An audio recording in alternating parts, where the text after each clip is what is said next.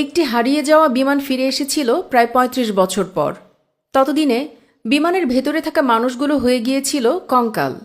এই মৃতদের নিয়ে বিমানটি এতদিন আকাশে উড়ে বেরিয়েছিল।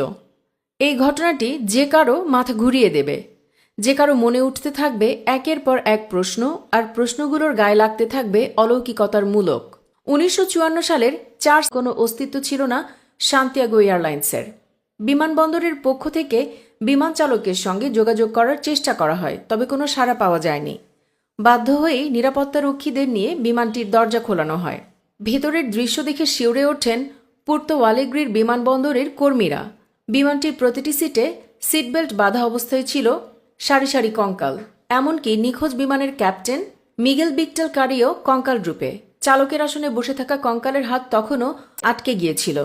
হয়তো বিমানটি আকাশে ওড়ার সময় এমন কোনো জায়গায় আটকে গিয়েছিল যেখান থেকে পৃথিবীর সময় অনেক দ্রুত গতিতে চলে।